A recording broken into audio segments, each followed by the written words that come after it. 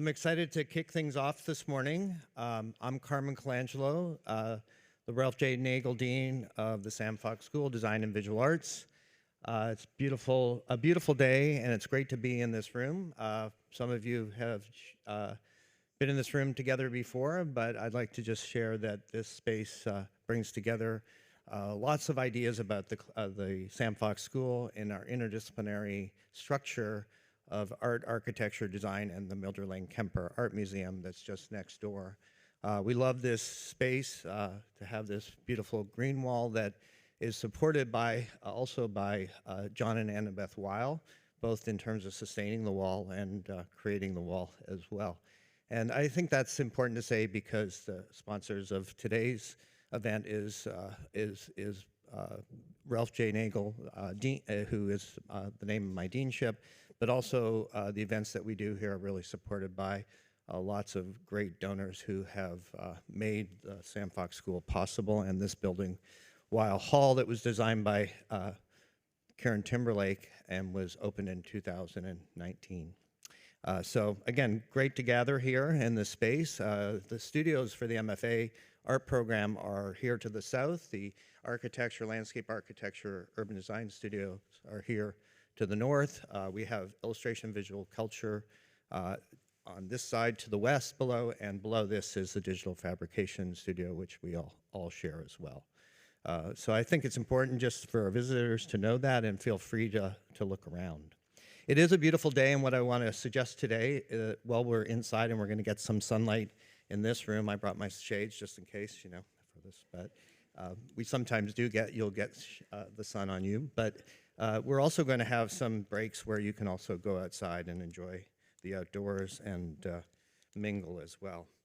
For those that are sticking around the whole day, at the end of the session at 3 o'clock, we'll have reception downstairs in the commons area, so you'll be able to gather and have toast together and some snacks before you take off for the weekend.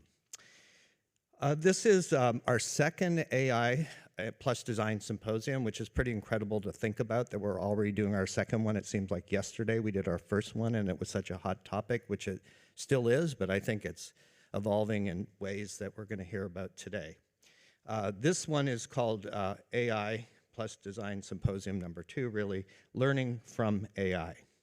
And we're hoping that this event provides a unique opportunity for both our students and our faculty and our community to delve into the intersections of artificial intelligence and design. The panel discussions will address the creative design process and machine-augmented vision, focusing on understanding how perspective gained from AI can impact and influence the creative practice. It builds on the first symposium that I mentioned that was inspired by Krishna Bharat, distinguished research scientist at Google, on the occasion of announcing the establishment of the Kavita and Krishna Bharat Professorship in Artificial Intelligence for Art, Architecture, Design in collaboration with the McGill School of Engineering. This year's program, as I mentioned, is fully supported by Ralph J. Nagel Dean's funds, and I also want to take a moment to recognize and thank our entire staff, our team. Many of them are here: Melissa Meinzer, Karis Norell, Emily Helmuth, and the entire communications team. If we could give them a hand for making this possible. Thank you. It looks seamless always because they do a great job, and we're happy for their support. And of course, I'd like to welcome and thank our special guests and experts today for joining us and making the time and commitment to be here, and most especially recognize Matthew Allen, who is really the force behind this version this year's symposium. He has assembled this incredible group of scholars, educators, designers, artists, and architects. He's also a fellow Canadian, and he completely makes sure that the stereotype of Canadians being nice is true. He is nice, for sure. Matthew is a visiting assistant professor here at the College of Architecture in the Sam Fox School, who works at the intersection of architecture, computation, and aesthetic subcultures. He is the author of Flowcharting from Abstractionism to Algorithms in Art and Architecture. His research has been supported by the Andrew W. Mellon Foundation, the Social Sciences and Humanities Research Council, the Canadian Centre for Architecture, and other prestigious institutions. Matthew has worked for MOS, Preston Scott Cohen, and other firms at the leading edge of contemporary architecture practice. Along with his teaching and research at Washington University, Matthew is the editorial director of Architecture Exchange. You should visit that, it's pretty cool. Matthew truly is an absolute pleasure to work with in organizing this event. He has facilitated this conversation today and made sure that we would have a great panel that we do have. So I'm going to ask Matthew to join me up here and kick things off.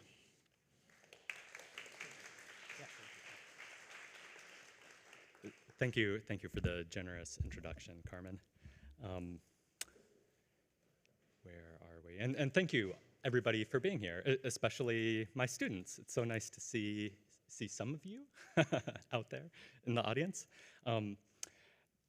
By now, everyone is familiar with one implementation of AI technology or another. I know these are too small to read, but picture front page news in the New York Times.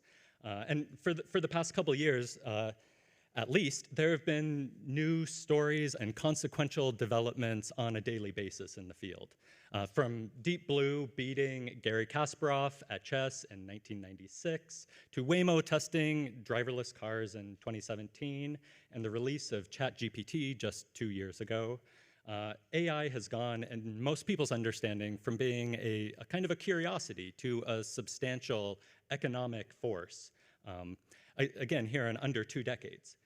We've been primed to expect major societal changes, but from my experience reading these news articles, listening to podcasts, reading everything that our guests have been writing, it seems actually that no one is quite sure what these changes will be. Who would have guessed, for example, 10 years ago, that a maker of computer graphics hardware would loom so large over the global economy? It's difficult to even get in the right mindset to make sense of how the coming years will unfold. We need to both pay critical attention to minute technical details and to keep an expansively open mind about consequences at the largest scales. To begin getting us into the right mood and as a sort of palate cleanser for the intellectual feast that we'll have today, I'll talk very briefly about an almost entirely unrelated topic for just a few minutes. This is an important case in design research. In the fall of 1968, Denise Scott Brown, Robert Venturi, Stephen Eisenhower, and a group of 13 students made a trip from New Haven, Connecticut, to an unfamiliar urban landscape in the Nevada desert. They observed the phenomenon of a sprawling city geared towards entertainment and automobiles, built to entice drivers with flashing lights into vast interior environments. They analyzed architectural developments, very unlike the European cities and modernist schemes that were the go-to precedents at the time.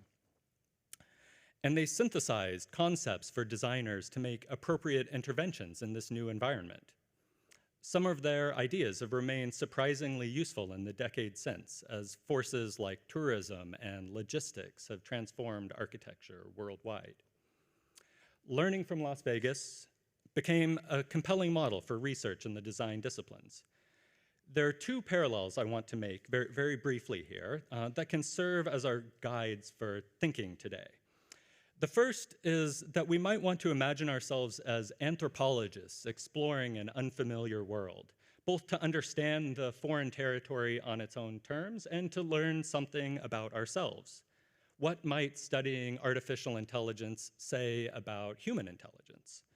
Or to take a much more specific example, the sociologist Emile Durkheim coined this term collective consciousness, and it strikes me that the large language models that are the basis of AI chatbots are an eerily concrete manifestation of this sociological concept. A second parallel with learning from Las Vegas is that we're confronted with a situation, I believe, in which we don't yet know which interpretive tools will be the most fruitful in making sense of this situation. When Venturi, Scott Brown, and Eisenhower and their students arrived in Nevada, They didn't know which analytical methods would be most useful in making sense of what they saw. One method that worked, rather surprisingly, was to use a mapping technique invented by an 18th century Italian architect, Giambattista Nolli, seeing at the top here. Their figure ground plans of the Las Vegas Strip revealed patterns invisible to the unaided eye. So which aspects of AI will be the most consequential in the years to come? How do we see and understand the forces and trajectories involved? Which interpretive frameworks will allow us to see what's happening? Given the complexity involved, I suspect these interpretive tools will themselves need to be designed or invented. Maybe it's a bit like being in a classroom wanting to learn about cellular biology but not having a microscope yet. Creating and testing these tools and concepts that we'll need to understand artificial intelligence is something that designers are particularly good at. All right, so today we'll hear about collaborative creation, memory, and imagination, how algorithms see and maybe how they feel. Are AI systems like tools, or are they like partners? Will they be more like helpful assistants, invisible backstage managers, or maybe something not quite personified in that way, like a social media or a public utility? We'll hear from 6 designers, architects, artists, researchers, each fleshing out their own rubric for understanding artificial intelligence. This is intellectual work in progress. One thing that's certain is that what we'll learn from AI depends on which questions we ask. This symposium, I think, is a unique opportunity to participate in this collective process of finding these right questions. It's exciting, it's daunting, and it's also an essential part of democratic life. So I want to thank you all for taking the time to be here and take part in this consequential conversation. If you've been hearing that what we need is to have a public conversation about the future of AI technology, this is it. Okay, so we'll have 2 panels today, one starting in just a second, one at 1:30 in the afternoon after lunch. This will be followed by summary remarks from Jan Bogost here and a reception. So please join us for all of this. To start off the first panel, I'll introduce the first moderator that we have, Sharvari Mhatre. Sharvari's architectural interest lies in exploring the entangled realities in which contemporary life is embedded and enhancing the vibrance of that complexity by using available, non-traditional, and emerging technologies to design spaces. She holds a Master of Science in Advanced Architectural Design from the University of Pennsylvania and a Bachelor of Architecture from Pratt Institute. She is currently an architectural designer at Cecil Baker & Partners, based in Philadelphia. She was previously an assistant lecturer at University of Pennsylvania, where she taught design studios that focused on artificial intelligence and digital and robotic fabrication. So please join me in welcoming Professor Mhatre.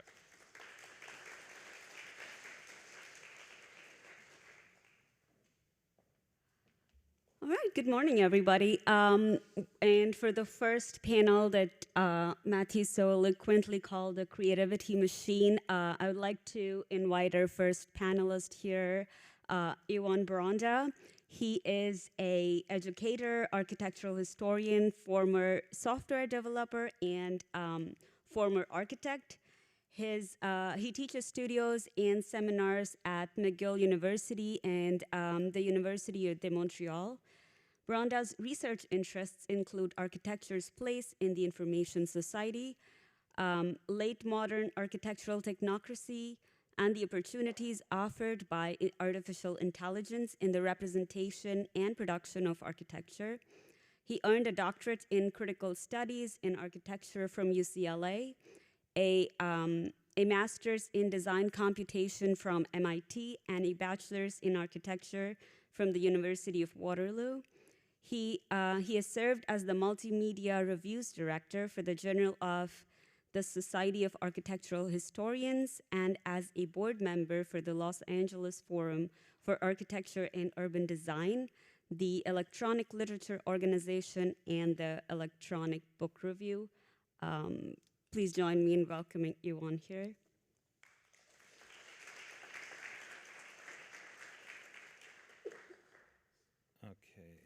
So we don't need email.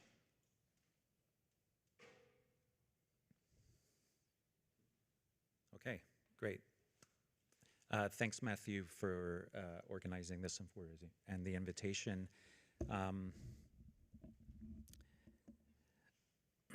So as the bio says, this is kind of a side project in a way, although it's taken up a lot of my teaching time in the last few years. But much of what I'm going to talk about is, in a sense, in the truest sense of the word, naive. But I think that covers a lot. I mean, one thing you learn about when you dive deeper into computation, and in the sense the whole field until relatively recently has been an amateur field. In other words, that it's always been a field put together, kind of improvised in some capacity. I'll start with the project. I'm sorry, I overestimated the expansiveness of the images. So I'll start with the project that I thought was dead and buried. This is a master's thesis that I did in '98. I thought it was a terrible project, big waste of time. It was done at a point in a kind of so-called AI winter, where, if you've heard about that, AI is notoriously cyclical, and attempted to. I wrote a program that would try to extract 3D models from 2D sketches, 2D drawings, right? And that is doable now. That at the time it was done in using these kind of quasi-naive algorithms that meticulously labeled vertices and classified them according to elaborate sets of rules in which you could determine which faces were facing you and what was occluded, what wasn't, et cetera, et cetera. So a pointless task that is unsolvable, intractable problem. But one of my the readers was somebody who generously agreed to review the thesis was Patrick Winston, who was the chair of the AI lab at MIT at that time. And I'd taken a seminar with him, which was, in effect, a post-mortem on AI. And it was, I can't remember the title, it was something like, "Where Did It All Go Wrong?" or something like that. So that was 1998, and that was at the depths of a kind of a trough. And when he read my paper, he said, "Well, I found it very interesting, but I didn't understand. I didn't really understand what you're talking about." He said, "It sounded like you were writing about wine or something like that." And that really stuck with me, because I think, and I reread it many years later, and it actually wasn't that bad. Meaning, he was probably right, but that in fact, that every discipline has their specific discourses and techniques and categories of knowledge, and these only occasionally intersect. So I think this idea of a kind of the fact that, in my case, architecture can merge kind of wholly or seamlessly into this other discipline is kind of a long shot. So for me, it's been about the work has been about the specificity of both architectural discourse but also computational discourse. And that is, let's say, in opposition to pervasive use of the term intelligence in terms like tropes like architectural intelligence or intelligence is everywhere now, we would come to believe, right? So be led to believe. So, right. I should also say that the work I've been doing with students is focused on images and is inherently superficial in that sense.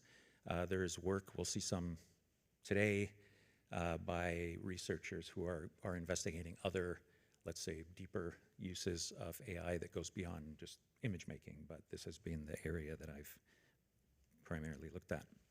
3 guiding principles. I'm going to try to keep track of this.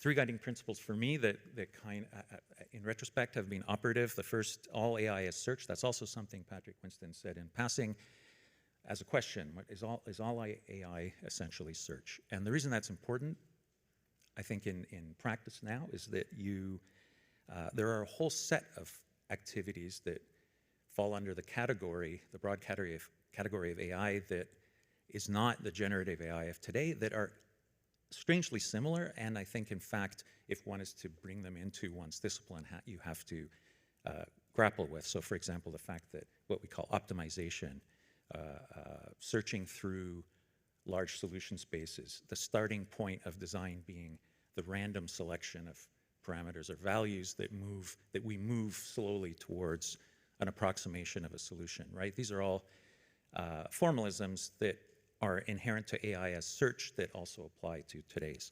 The second, collage city is computable. I'm sorry, that's an architecture, like sort of inside baseball, obnoxious thing, but that is, I'm referring to Colin Rowe's book.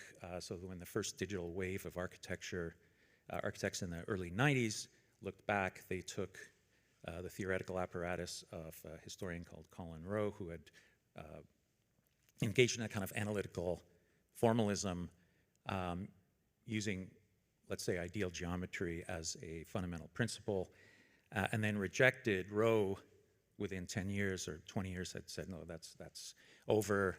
And in fact, I'm more interested in this kind of imprecise, what he called collage, what became Collage City, the book, where it was a kind of, let's say, imprecise, ambient, informal, however you want to describe it, and that was not useful. That was deemed uncomputable in a sense, right? Unusable. And I think that part of this work has sort of gone back and tried to recuperate that row rather than the geometry row. And then statistics is the lowest form of math. That's a comment that the chair of statistics made to me in conversation at UCLA. He said, you know, it's kind of magic. It's unsophisticated. He's a statistician, right? So this is, and who will remain nameless. It's unsophisticated, right? It's tricks. It's a bag of tricks, I believe he described it. And that's important because architecture has long pegged its design, let's say, has long pegged its theoretical sophistication on the sophistication of the technologies that it's employing. In other words, if you're suddenly dealing with stupid technologies, which of course statistics is the basis of all generative AI now, that disrupts that kind of tracking, right? The tracking of sophistication in thinking, in theory, within a discipline to the sophistication of the tool. Like those are no longer congruent. Okay, so I'm going to show some work over the past 6 years very quickly, classroom work, and then offer a few general observations at the end. So series of short studios, 2018, on using genetic algorithms, or what became optimization algorithms for approximating ideal forms. So to be clear, this was a demo I did for the students. This is not the student work. The fact that you can teach, in a sense, an algorithm to approximate an ideal form by just searching through all the possible combinations of arrangements of a series of parts, let's say in this case. So the student project that looked at generating, this is back to Rowe again, generating a 9-square grid, the ideal form of the 9-square grid, which is in architecture a kind of a gold standard in a sense of kind of analytical formalism, but using materials, in this case scanned fragments of kind of paper collage, to approximate it, to arrive at a solution that is good enough, right? It's a kind of approximation of an ideal geometry. Or hand-drawn glyphs, brushstrokes in this case, that you could teach to approximate the form, in this case, iconic images like the plan of the Pantheon in this case, or whatever figure, whatever iconic image the student decided to look at. So, and again, those are evolutionary, right? There's a whole series of frames that start as random and develop into these images. 2019, we tried to take that into, so this is when a few techniques were becoming available. Without going into detail, this is trying to use a total disaster, trying to use an algorithm called Pix2Pix, which was, I believe, 2016 algorithm that it demanded intensive computational resources that we didn't have. We tried to run it on our own laptops. It was a total disaster. And you can see the results are pretty bad. More successful was another algorithm called neural style transfer, and this is you see it in the work, Karel's work, Matthias Del Campo. There's a group of researchers at that time doing work using this, and actually I have to say Karel's work I've shown in we've looked at it in every single class I've taught, so it's incredibly helpful work. Also the trope of the aerial photo was something moving around at that time, 1819. It was easy, it was very receptive to the feature detectors that are behind. I think, Karel, you mentioned Gothic also. There's a series of types of image that are very feature-rich and very easily manipulable. The 2D to 3D problem we tackled naively by slicing through a kind of 2D image in a sense and manually, so to speak, deriving sections and plans that could then be merged and could be used to produce a 3D whole. Again, a kind of naive approach to it. Of course, recently, now, this is a year and a half ago, I suppose, diffusion models, right? This was the fall. That summer was the summer everybody discovered, spent the summer typing text prompts. The studios, I've been doing a series of studios on large storage buildings, in other words, mute buildings, buildings that had very little articulation, intrinsic, inherent articulation.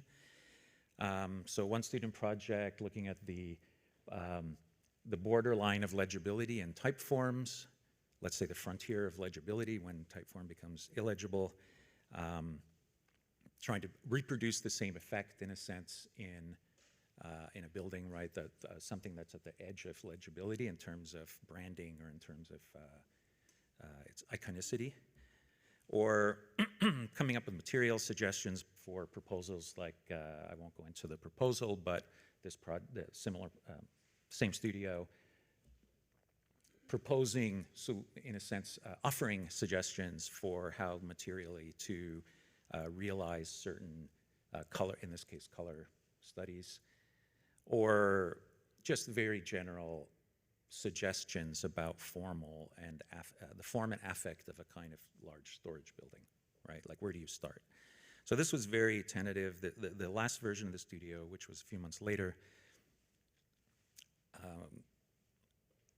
same general theme, again, using generative AI to make suggestions about how to deal with this type of building, creating the way it misunderstood the roof profile that could produce a kind of surface, a contour of a building within a flat surface, et cetera, et cetera. I'm sorry, I'm trying to stay on the, or the AI-generated images are on the left of this student's project was a data center, I think it was combined with a community garden. And the way in a sense, in a very straightforward way, trying to reproduce in a digital model the effect of the suggested put forward by the generated AI image, right? The task was just to work back, to reverse engineer that image through any means possible, right? Not a workflow, I should be clear, this is not coherent workflows, right? Where you press a button, something moves quietly from one stage computational process to another. This is a manual, in a sense, manual process. So the last year's theory seminar dealt with this question of computability of collage city. I'm not going to go into it in detail. Instead, some of the previous images we used the processing platform here. We just used 2D meshes in Grasshopper and pushed those around as pixels. Trying to feed some images. Every experiment that I've done so far every project that we've done so far with generative AI has used input images. I am much less confident about pure text input. Way too much of a control freak, I guess, to give that up. So input images and that's why a neural style transfer, that algorithm is still so useful, because it teaches so much about feature spaces, how these algorithms respond to those inputs, right? Because that's all we got. That's all you've got. All you've got is the inputs. That's all you can control. So this, unless you're training your own models, and maybe I'll hear about that. If I understand, we'll hear a bit about that. So just trying to, first steps in this seminar, the students were asking me, what is, they signed up for the seminar because they wanted to learn what this stuff was. A year later, that obviously completely changed. So the seminar currently that we're working on right now is focused on finding a kind of critical position about AI rather than marching through all the various tools. So that critical stance, really we focused on two approaches. The first is, let's say, form and material. You could call the kind of base materiality in the I'll talk about that in a second, of these images. And then the second is through the semantic content itself. So we looked at themes of abjection. One of the conversations that I think in a review that I believe, Karel, you said was, we had a discussion about glitches, right, and the value or otherwise of glitches. And I believe, correct me if I'm wrong, I hope I'm not because I've been telling people this, that you said it, that the images have to be high fidelity because it's in the high fidelity image that ultimately you explain it much better than I do, but that to rely on the glitch is a kind of poor man's version of a theoretical position in a sense. That I'm not sure still what to think about, especially now that generative AI seems to have pretty much solved the high fidelity problem, right? Like where we stand on that. So we started to look at, revisited L'Enfant, the exhibition and book by Rosalind Krauss and Yvan Labois from the mid-90s, mid-90s, right? Yeah, mid to late 90s, I guess. Various discourses that you could put into the category of the post-digital, let's say. Things coming from the AI field itself, right? So this project, for example, of data poisoning, right? How do you poison a data set so that it produces unreliable images? We had a visit from Andy Bacco at Andy's work he's doing an exhibition right now at Kent State that is working in this space. Somehow he doesn't use the word abject, that's my terminology, that's my term that I'm putting on it, but clearly there's an interest in the kind of error. And then we looked at feedback, harmonic resonance, musique concrète, those kinds of revisiting things, not quite the culture of error, the aesthetics of error, but base materiality in a sense. Producing a few results, I've got to wrap up, that are a bit kind of head scratchers. So this one is a trivial input text prompt architecture, generates, it rolls the dice and generates an image for you. And then if you pass that image plus the prompt architecture back in, it gives you another image, of course. And if you do that 20 or 30 times, you arrive at an image that never changes. It's really weird. Assuming this random seed is constant, right? And we won't go into that, but it's a constant random seed. You regenerate until it arrives at an image that is some sort of baseline of some sort. We can't figure out what it is, but it's some sort of deformity of the system, right? That produced this thing that never changes. And that'll work with any image. Combining multiple images using the blend in Midjourney, I'm not going to spend time on this. Manipulating physical outputs the way, let's say, Rauschenberg did with Koenig's drawing, right, erasing it.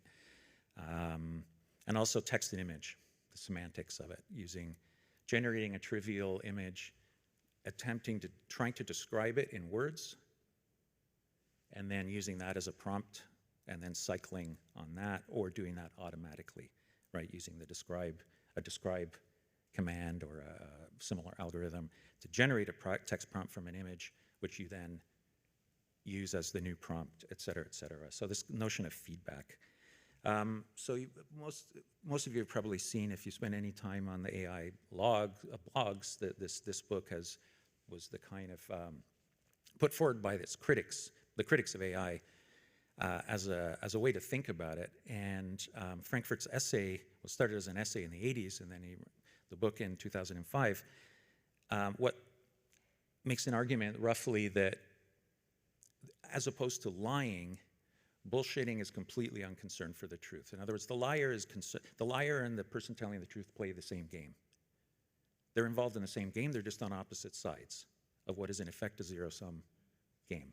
The bullshitter has no concern for the truth or falsity. Doesn't matter.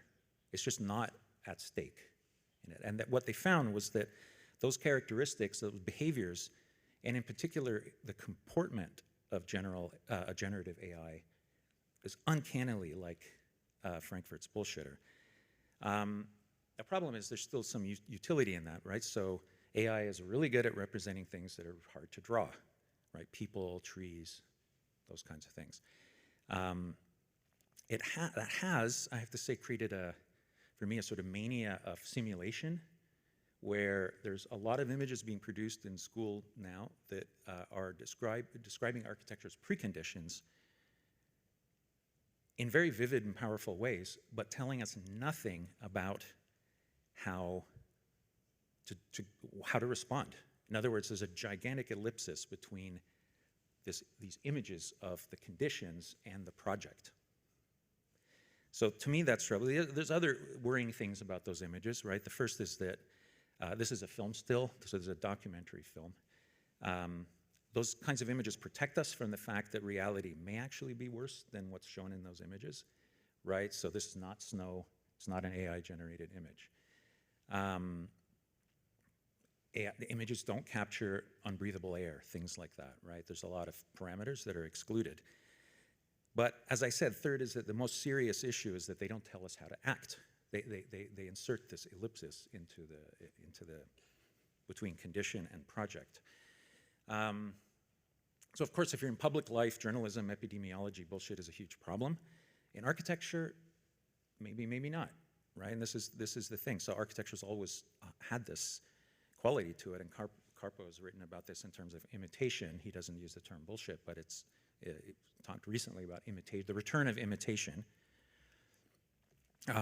By way of a final example, you could, if you look at Eisen's frontispiece to this very famous image, frontispiece to Loger's essay on architecture, the essay, thrust of the essay saying that architects have to find sources for architecture in nature. Well, you know, Sylvia Levin points out, she pointed this out in a 2020 essay on trees, that in fact trees don't grow that way, right? They don't grow in a square, right? They're not the same size. But it was meant to be a representation of architecture as being found in nature, right? So yeah, it's a kind of early example of bullshit in architecture, but extremely influential and extremely useful, right? You could say the same thing about Rowe, right? And Vickover, the diagram, totally without evidence, persuasion with zero evidence. But it doesn't make it false, right? It just means there's no evidence, right? It's a different problem. I'm going to skip past this in the interest of time. I do want to end with these images that I found them very moving. It was a student project on the town of Iroquois on the shores of the St. Lawrence River. And he showed these images, and I was like, oh, yeah, it's super interesting to see that. That's like a satellite image of an 18th century settlement. And it took me about 10 seconds to realize the mistake, right? And I asked him about it after, and he's like, well, he started trying to use generative AI to create these older images, the alleged satellite images. And he said that he just reverted to Photoshop, right? Like artisanal techniques. And I think, you know, the lesson is that not that it's false or otherwise. I mean, we're very used to these kinds of images, but that he never would have done this in Photoshop had generative AI not been on the table, right? And so I guess for me, that's where I'd like to go next with this, is the kind of, I don't know, if we have media theory people here, it'd be helpful to know. I asked somebody this week, nobody knew. It's like media or something. There's some German word for it, presumably, where media anticipate other media, right? And that in fact, the image generated in Photoshop is a simulacrum of another process, right? Not just the semantic content, but the processes itself. Okay, that's it. I'm sorry. Well, I think not bad. Okay.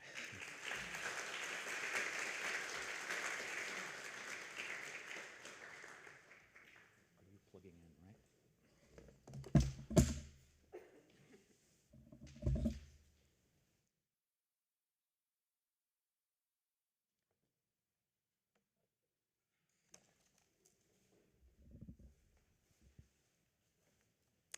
Thank you so much, Ewan, for that. I'd like to invite our next panelist for today, Karel Klein.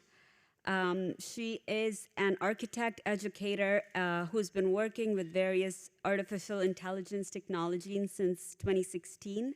Her ongoing project is an investigation into crossbred image objects produced using atypically trained GANs and their capacity for contemporary myth-making in architecture.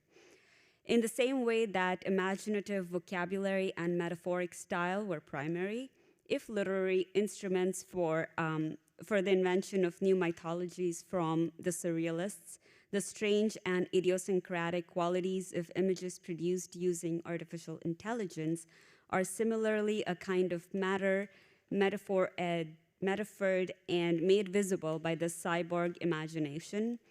Klein is interested in the re-enchantment of the architectural body, one that both foments and succumbs to sensual perceptions, and one that discovers new and unexpected relations to the world beyond the realm of the rational. Her most recent essay addressing this pursuit, To Think a New Thing, AI Metaphor and the Fantasies of Knowing, was published in the Plant Journal in 2023. Klein teaches at the SCI-Arc here at WashU and the University of Pennsylvania. Please welcome me in joining her here.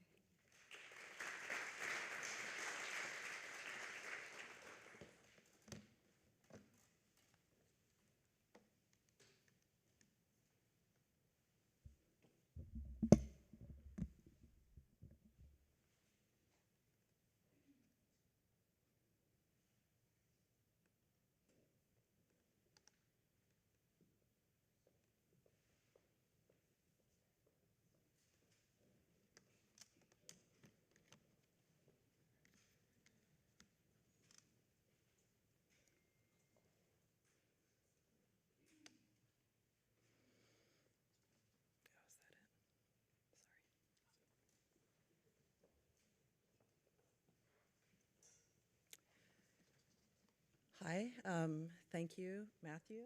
Thank you, Carmen, for the invitation to present today.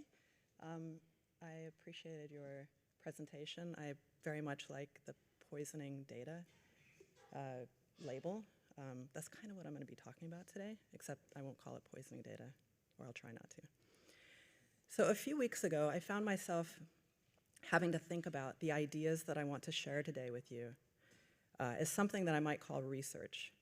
I consider myself primarily an architectural designer, someone who teaches architectural design, and less a researcher. And I had to think a little bit about what I do that could be understood as research. But first, I looked in the dictionary at various definitions of research. The first I found was the systematic investigation into and study of materials and sources in order to establish facts and research new conclusions. Establish facts? Is that what I do? The second definition I found was acts or periods of investigation and discovery. And that definition sounded much better, perhaps because it was a more elusive answer. When I think about the periods of investigation and discovery that I engage in, I think about those times I have experienced the sensation of being on the cusp of understanding something significant, one of profound curiosity and excitement, and the desire to try to put my finger on whatever it might be that's causing that sensation. Part of my research, then, are the essays I have written in my attempt to put my finger on something. And it's one of those essays that I want to present to you today. It's the essay that was just mentioned. But the sensation that I'm talking about might be what Stephen Connor, in his book, The Madness of Knowledge, calls epistemopathy. It's a word he uses to describe those feelings or imaginative projections one has in relation to knowledge. Epistemopathy can refer to the feeling of having knowledge or the feeling of encountering knowledge. In my case, my encounter is with the knowledge that has no conscious knower. It is the knowledge of an artificial intelligence. In these moments, I'm engaging with knowledge that is not my own, yet resonates deeply. This gap between AI's knowledge and my experience of it is where I find myself most curious, most driven to explore. My research then becomes an effort to transform this epistemopathy into epistemology, to articulate and give form to these encounters with AI, to bridge the gap between feeling and knowing. In a field like AI, where innovation is constant and new developments surface routinely, my approach to research can, at times, take on a more contemplative character. I find myself pausing and lingering over those epistemopathic sensations. For some time now, I've been writing about what feels so interesting and trying to know what it is that makes the outputs of these mistrained style GAN models so captivating. These outputs are what I've been focused on in 3 recent essays, each exploring different aesthetic and philosophical implications of mistraining AI models. So the first essay explored an idea that AI is able to mimic human imagination because of something important it does not know. The second essay was interested in a similar topic, human and machine imagination, but looked at from the point of view of Marcel Proust's famous novel about remembrance and his concept of involuntary memory.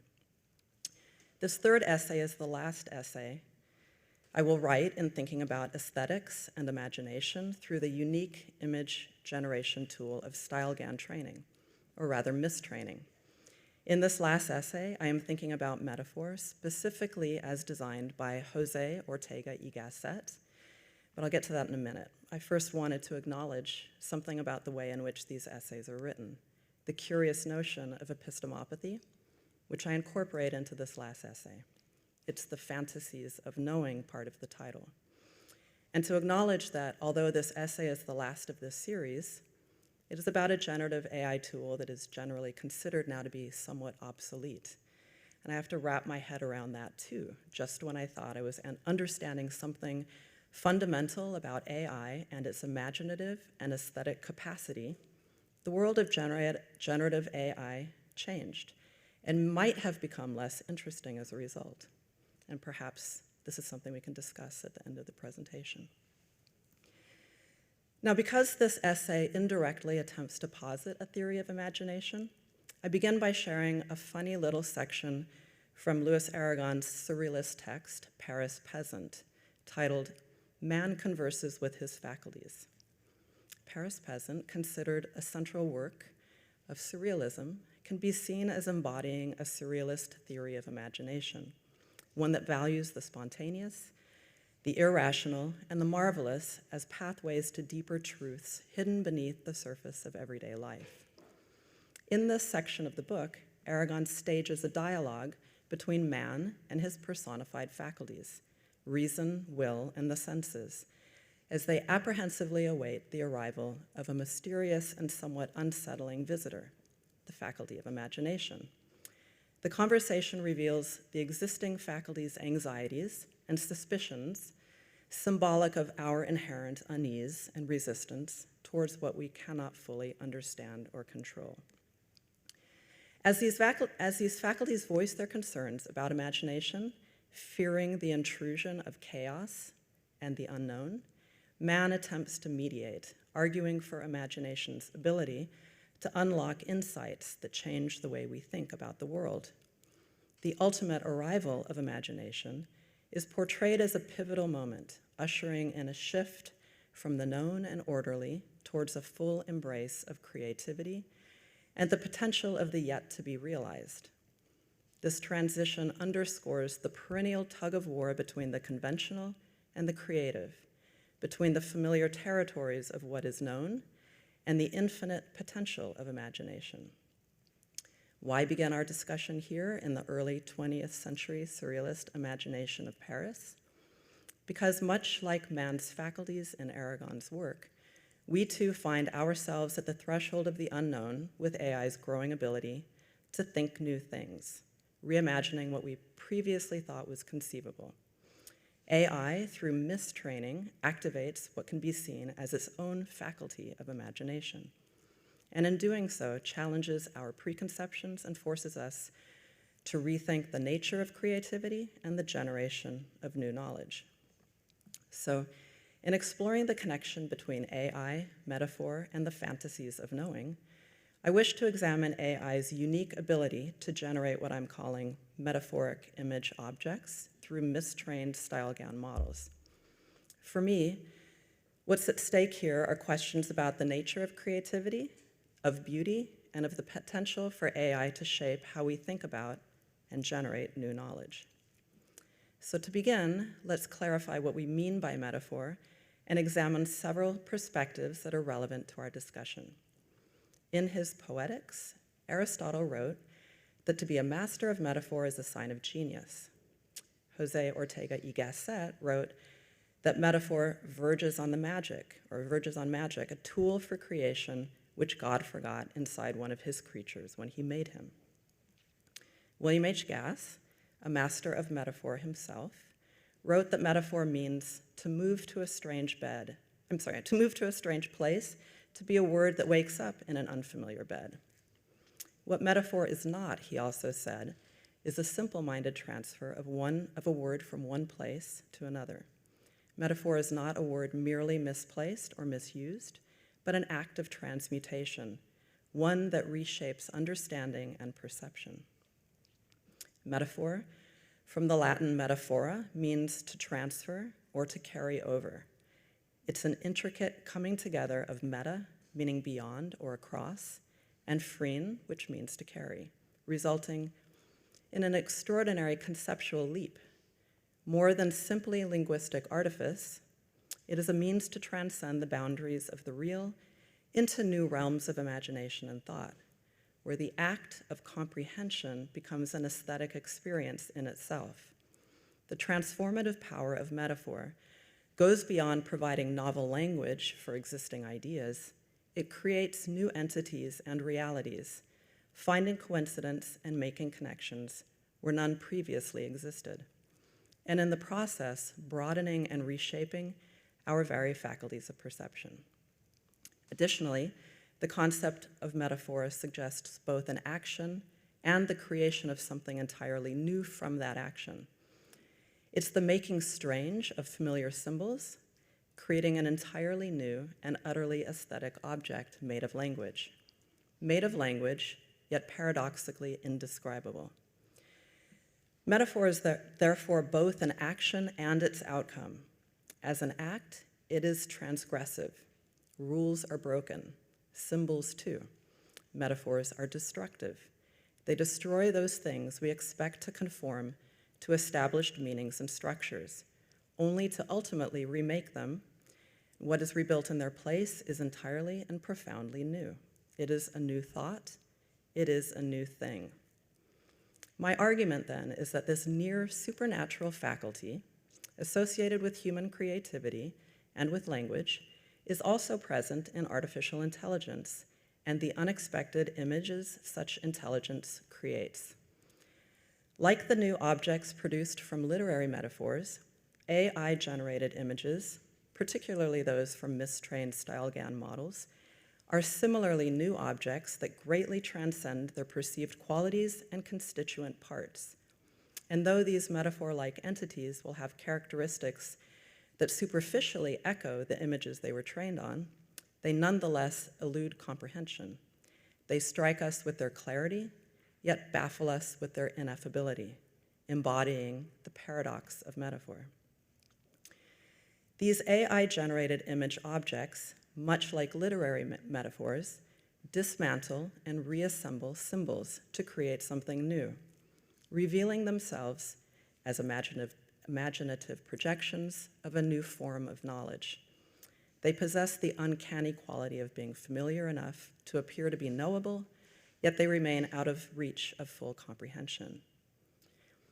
But what is it about the mistrained StyleGAN model that gives it the magical object-making and knowledge-making powers of metaphor? What are the peculiar characteristics of the image objects these mistrained models produce?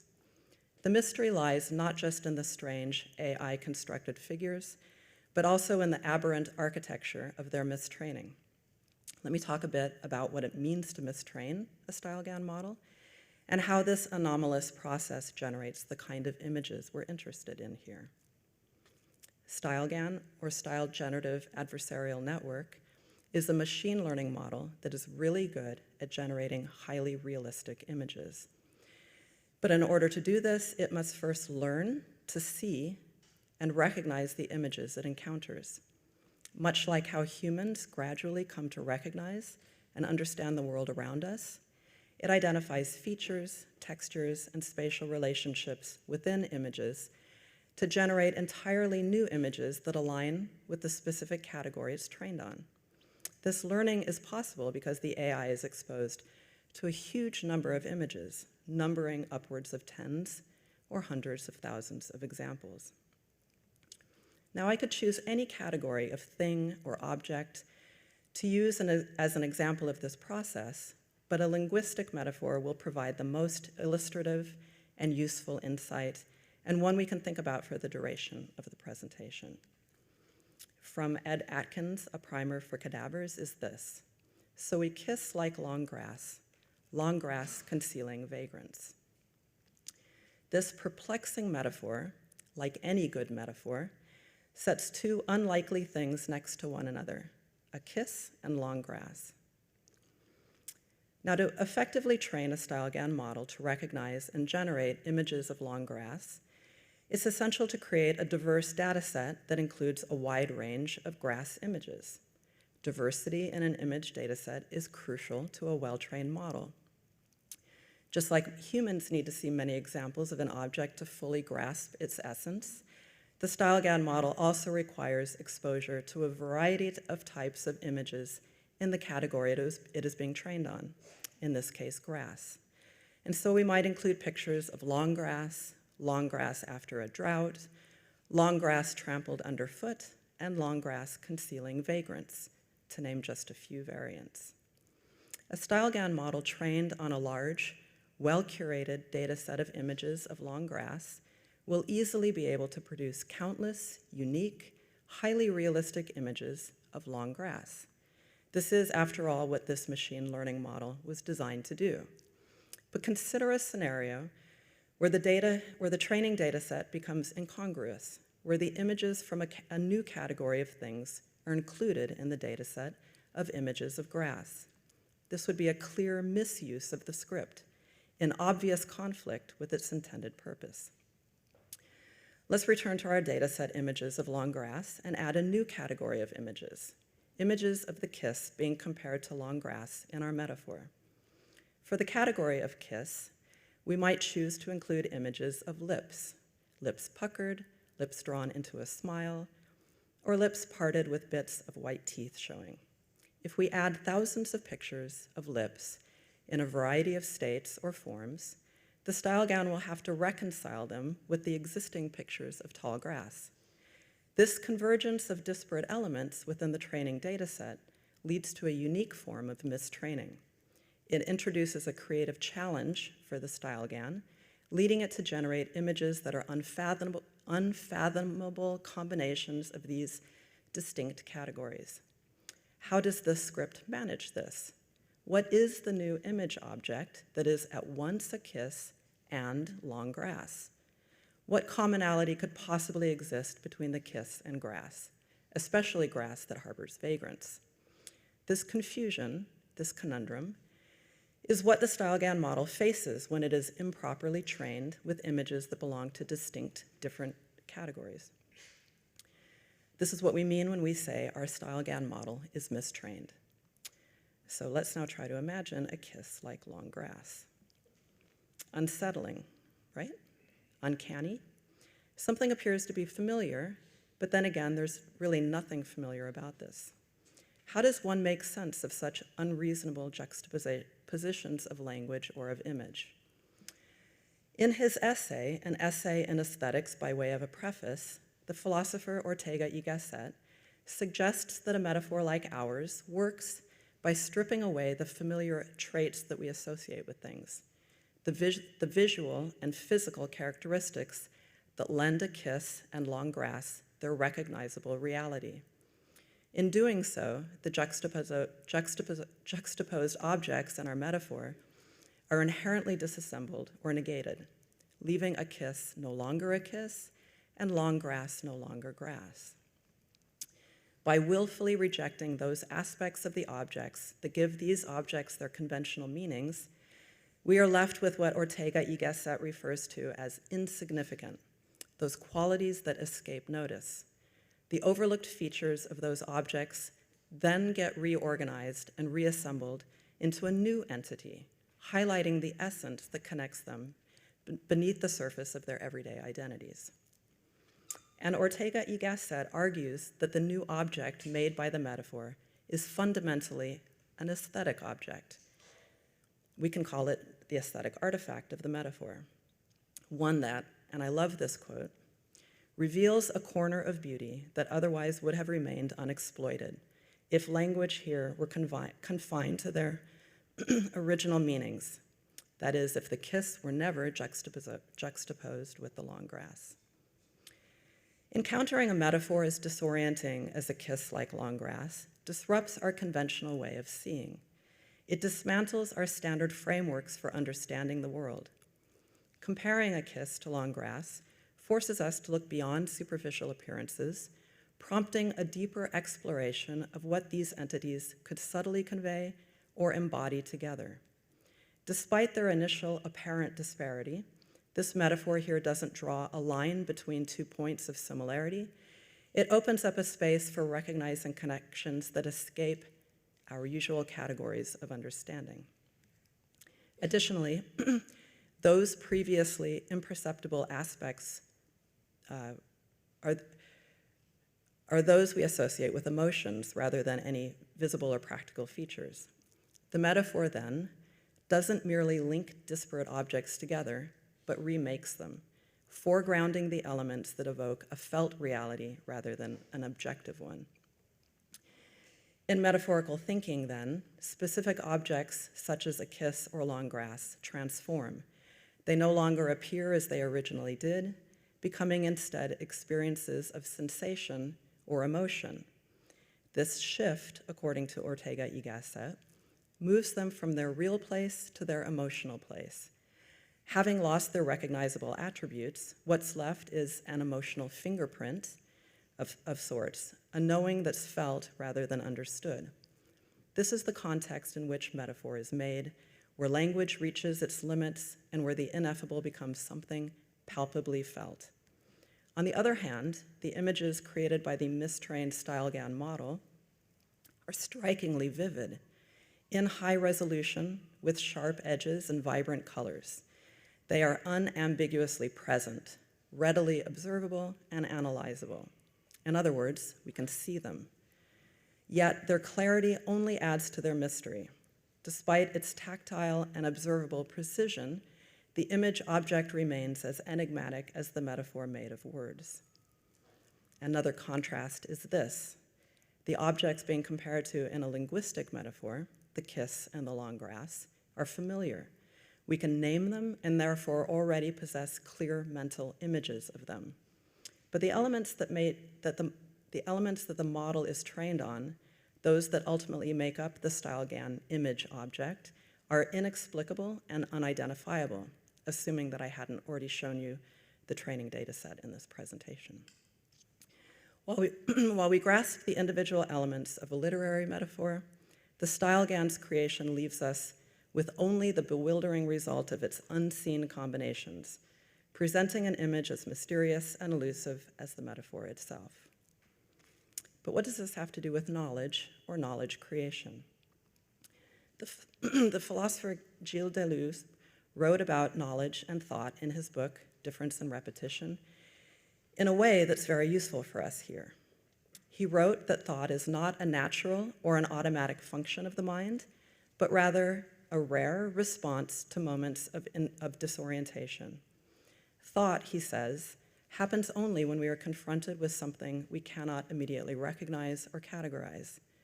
This type of spontaneous thinking, triggered by something we cannot easily understand, aligns really well with our response to encounters with complex metaphors and the enigmatic images made by AI.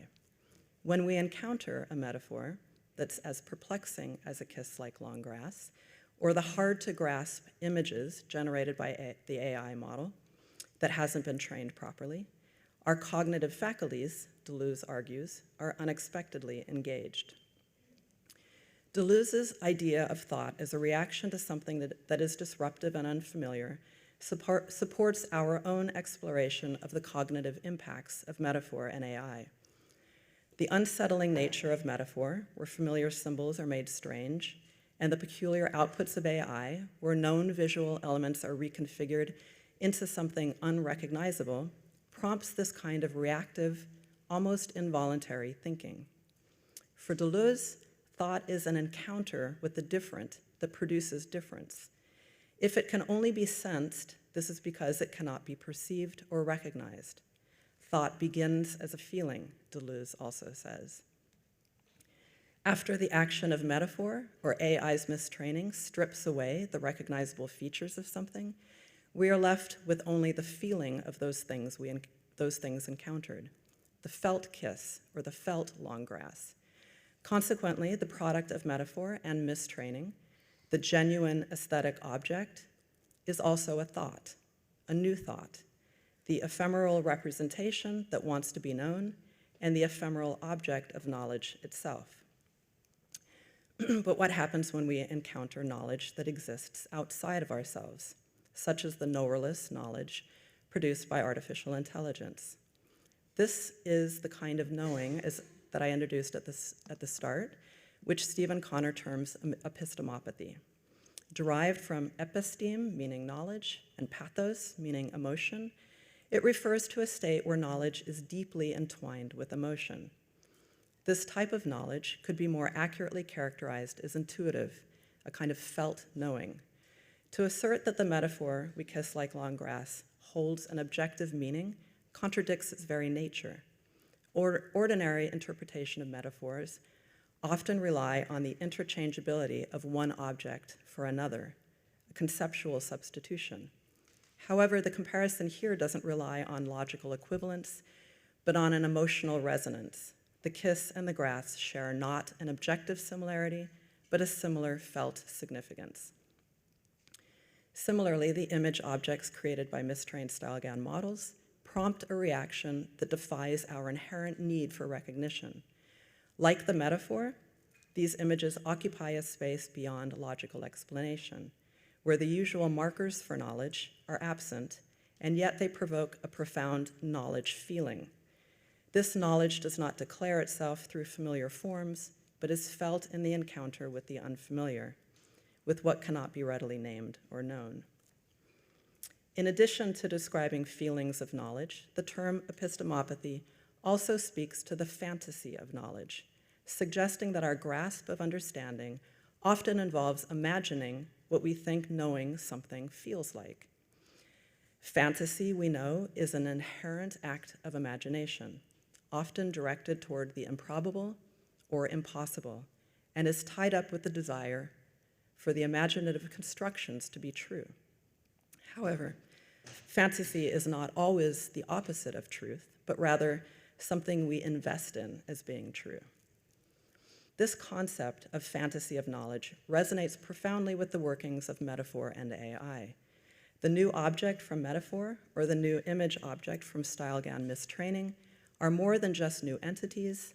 They engage in unalloyed epistemopathy, a term Connor uses to describe a knowledge rooted in the imagination, whether of the human or of the machine generated.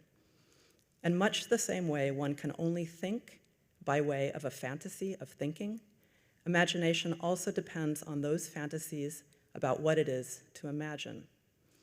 We depend on imagination to decide what imagination means, Connor writes.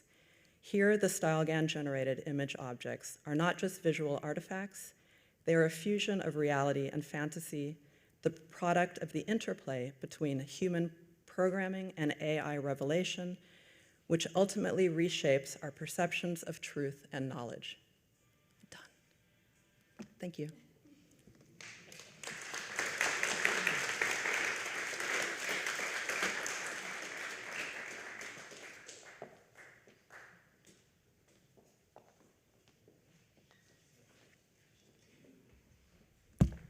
Thank you so much, Carol. Our next and last panelist for the first session is Amelia Winger-Bearskin.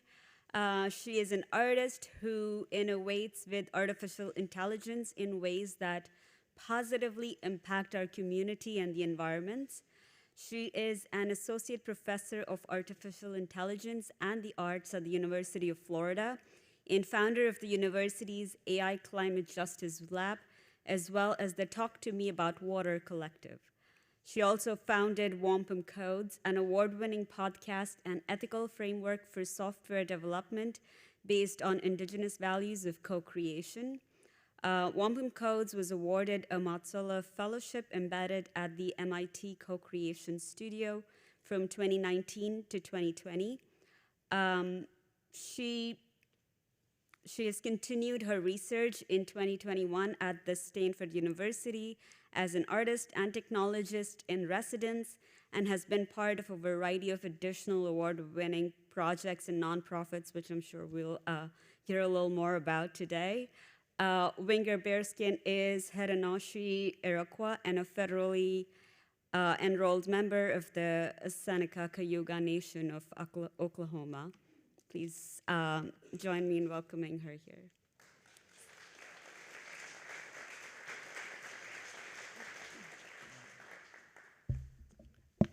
Thank you so much, Nyawe. I'm so happy to be here. What an honor to come back. I was here recently, and it's really wonderful to see some familiar faces. And such an honor to speak with each of you. I've really enjoyed your talks so much, so thank you for sharing your knowledge with this group and community. So today, I'm going to actually read an excerpt from an upcoming chapter from a book that I'm writing in collaboration with the museum in New York, name redacted, with the press and journal redacted. But anyways, it will come out soon, and I'm going to read you an excerpt from that today that is loosely titled AI Creation Story. I started off my AI journey in around 2010 when I was a researcher at Vanderbilt University on a project with the Peabody School of Education in learning science, AI, and art. Then I think that my next major shift in AI was when I started a commercial research lab on applied AI on Wall Street in New York. And we were dedicated to creative applications of machine learning technologies, which meant I brought in artists who are working at the bleeding edge of AI and art. And we did, each month we would do a different project with an artist and my fleet of machine learning scientists and UX designers and other researchers where we'd all jump in on a project and make something. This was in 2015, so that was a year before Jensen took his GPU from NVIDIA and hand-delivered it to a small startup in San Francisco called OpenAI. So you can imagine the things that changed within that 1 year, even at that lab. And I just got back from GTC, which is NVIDIA's annual conference. This is the first time it's been in person in the United States in 5 years. And it was really wild and incredible. We filled up a hockey stadium and got to see Jensen on stage with his robots and holding, $1 million worth of the new GPUs. And I gave a talk about AI in the arts, and just to see so many fellow researchers there and the incredible innovations that have happened in this time since I've been involved in AI was incredible and weird and overwhelming and wild and exciting. So I'm going to read this excerpt, and I'm going to share some initial tests of a film. This film, these are early tests that I did of this film, and I took photographs on my trip with a normal, regular old camera when I was moving from San Francisco to the University of Florida, where I am currently at as a Banks Chair of AI in the Arts.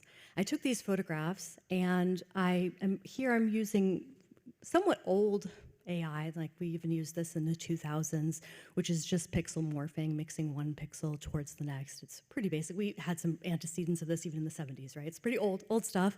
But I'm using this in these tests. You can see the finished film on NVIDIA's website if you'd like to check it out. It has audio.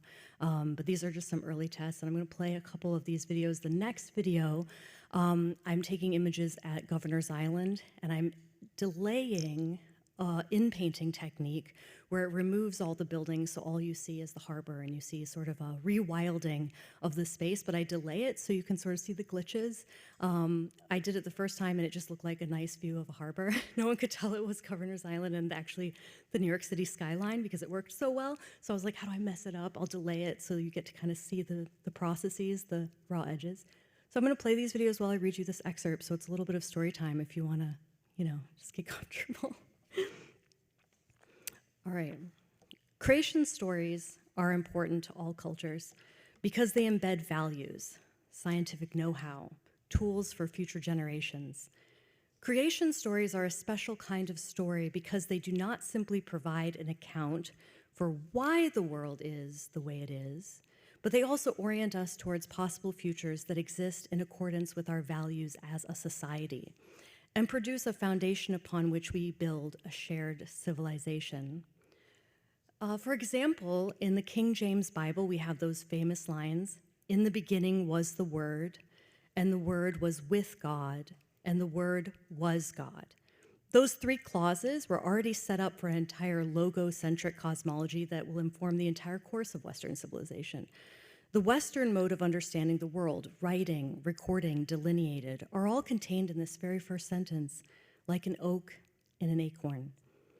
The creation story of my people, as you mentioned, I'm Haudenosaunee, I'm Seneca Cayuga, who are two members of some people call it Iroquois Confederacy, we call ourselves Haudenosaunee. So we have our own creation story, and ours begins in a place called Sky World. Like our satellites and oceanic tubes of the internet, it's a place to commune with those who are far away. In Sky World, there was a woman, Sky Woman, who fell towards our ocean and was saved by the creatures who lived below. A muskrat, beaver, turtle, and many others who make sure she has a soft landing on the back of a turtle shell. You may have heard North America called Turtle Island. It comes from this story, but other nations around this area, actually specifically where I'm standing, and others have share this same creation story. She brings with her sacred herbs and plants to make the world grow. She also gives birth to twins, one who makes beauty and one who makes evil. One creates the rose and the other the thorn. One creates clean rivers and one pollutes them. There are many creation stories, and there are as many as there are peoples. But if you study them and listen to the storytellers who recount them, you start to notice maybe family resemblances between them, recurring motifs that connect them across different times and places. In our creation story, you can hear echoes of that so-called earth diver trope, in which a divine creature like an animal or a human descends upon the earth from another realm. This narrative pattern occurs in creation stories all over the world, in places like Japan, Finland, West Africa, and Eurasia, of course in North America. We also have in our story the trope of divine twins, which reoccur in several places also in Western mythology, like Adam and Eve, Cain and Abel, Jacob and Esau, as well as places like Romulus and Remus, the story concerning the founding of Rome, or elsewhere throughout the world. These similarities excite the imagination and curiosity, but the parallels that demand our attention, in my opinion, are the structured similarities of the types of loads that they bear for the societies that tell them. The Haudenosaunee story is the one I know best. It illustrates this principle very well. It contains wisdom about planting seasons, planting, agriculture, herbs, and our values in connection with animals and nature. When we were all 6 nations and we were once at war, this creation story in our DNA helped us to lay down our weapons and form a confederacy based on our great law of peace. Coated with wampum shells, this law is sometimes referred to as the Ganesha-Goa. The laws, called a constitution, are divided into 117 articles. The United Haudenosaunee Nations are symbolized by an eastern white pine tree called the Tree of Peace. Each nation are symbolized, each nation or tribe plays a delineated role in the conduct of government. We believe the events of the formation of this confederacy date back to around the year 1190. So the story survived, right? Still going strong. It survived forced removal from my ancestral lands in the Northeast Woodland area, which is upstate New York, where I spent most of my time growing up with other Haudenosaunee in the basin of many of our tribal reservations. My tribe was moved as part of the Trail of Tears to Oklahoma. We actually stopped in the St. Louis area, and many of my relatives stayed here. And many more moved on to Oklahoma and live on the reservation there. The first time I heard this creation story was at our Strawberry Festival. I didn't hear the whole story in one sitting or even two. It's a really long story, and one that requires us to slow down and celebrate the summer season. Strawberry Festival is a time when we gather and play games and listen day after day to the way in which our world was made. So for me, when I revisit this story, I believe there's a few lessons from it that need to be a part of my practice as an AI educator and an artist. So where does our knowledge come from? Like Sky Woman, we came from a connected tissue of the internet, which played a large role in the formation and insight and information that many of our models are now trained on. Those were created and gathered without the consent of communities who created these assets, words, images, songs, so we have to acknowledge that. Where did we come from? While much of AI funding is still heavily in the world's superpowers, AI must be used as a tool to build an equitable world for peace, and not to reinforce ancient colonial borders or continue that process of colonization. Colonization is the tool that created our current water crisis and climate change. So to support the survival of our planet, we need an AI to be on the side of a decolonized worldview. What plants and seeds are we giving this AI, right? Like how Sky Woman brought herbs from Skyworld. So right now we're feeding these models images, texts, connections. A lot of those are commerce-based, created on the internet, and of course the writing corpora of books that have been scanned and digitized, and images. But there are still many things that make us human, our embodied intelligence, our bodily limitations, and our values around truth and trustworthiness that are not yet adequately represented by the features that can be extracted from us via observation. Goes to the next one. Oh, it's still going. So, since I mentioned I started out in learning science and AI and art, I really loved this. Well, we have many ways of digitizing our daily lives, but our digital systems still cannot account for what philosopher Frank Jackson identified in his famous thought experiment called What Mary Doesn't Know. So that's very popular for learning scientists to think about this thought experiment.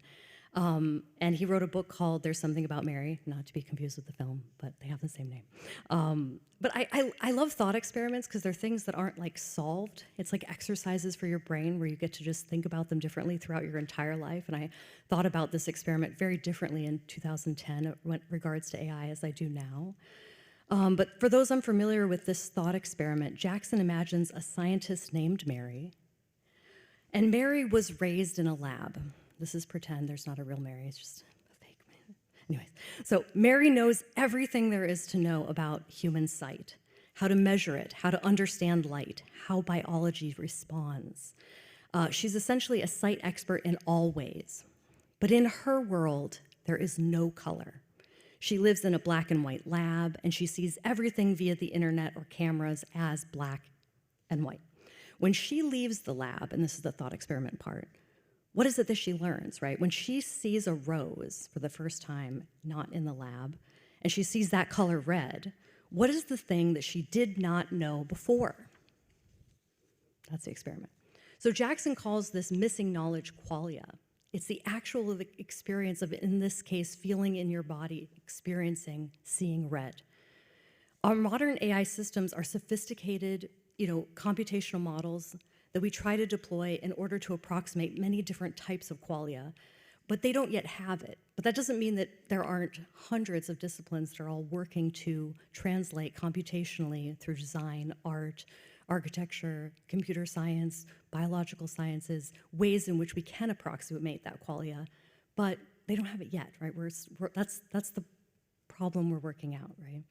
And we're looking to define this experience, and it's vital that we communicate what it is to be a person and our ways of knowing so that they're defendable, so that we make sure AI tools are helping to make our world better. If we get this wrong, we risk creating a world not simply of machines that are unable to match the epistemology of humans, we already have that, but actually a world in which we adopt a warped, lossy machine epistemology that flattens us into black and white and encourages us to devalue the qualia of our own sentience. So, all right, next, what about those two twins? One that makes the world better, one that makes it worse.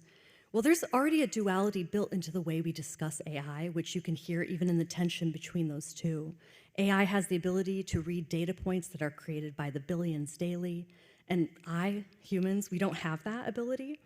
An individual human could spend their entire life trying to interpret all of this data, but we don't have the same type of processing ability. So because of this disparity between human and machine computational power, it becomes difficult for us to understand those black box decisions that occur in the algorithms. And often experts in adjacent fields don't get to weigh in on the process before these new tools are rolled out. So I like to read these excerpts from my chapters because people challenge me, and then that changes my writing, and I have time to think about new ideas before I publish and talk to my editor.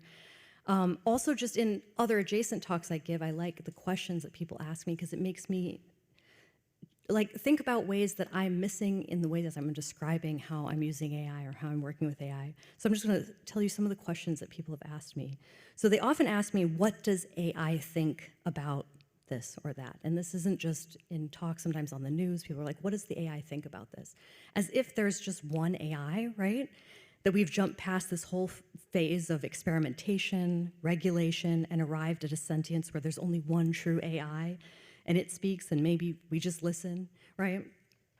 Other times, people say they enjoy co-creating with AI and the art generators because it's like collaborating with all of the artists in the world, which sounds really cool, but it's not entirely true, right? So as someone who has done the work of collaborating, sometimes painfully with many artists, the joy of collaboration is not from me typing words and then stealing bits of art from others to make a new AI collage, even if it has 5 fingers on every hand, right?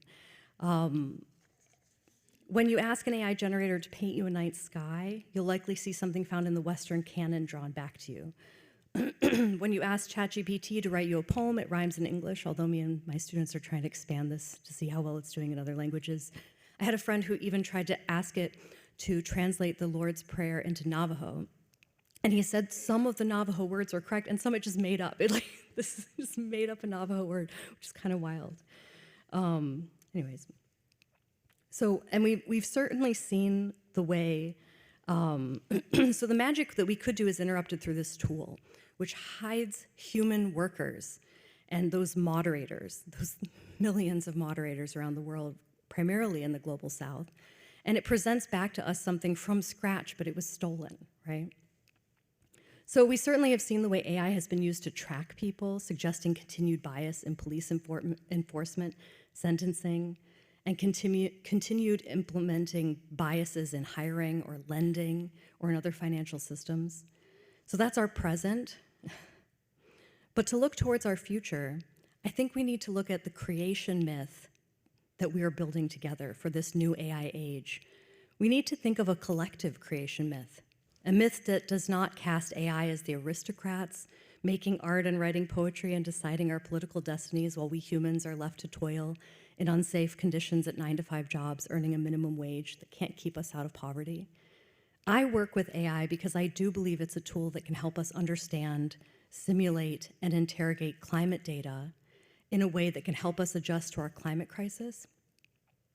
I believe data and science storytelling need to move outside the walls of academia and newsrooms and into every area of expression so that we can hear climate stories unfiltered from those who are experiencing the climate crisis most acutely. William Gibson said that wonderful quote about the future is here, it's just not evenly distributed. I like to think of that quote also in relationship to the climate crisis, because the climate crisis is here, but it's not evenly distributed, and it's primarily the global indigenous who are suffering the most right now, especially in regards to water. So I like to center indigenous voices in my climate research, because if we ignore their voices, it's like we're ignoring messages from the future. So we do not know yet what the creation story is for AI, but I hope that in these thoughts I've laid out today, we can begin to orient the conversations we have about this technology in a way that's strategic and truthful, and appreciates the very real stakes of the stories we tell and the myths we're making about AI. Nyaweskano, thank you for having me.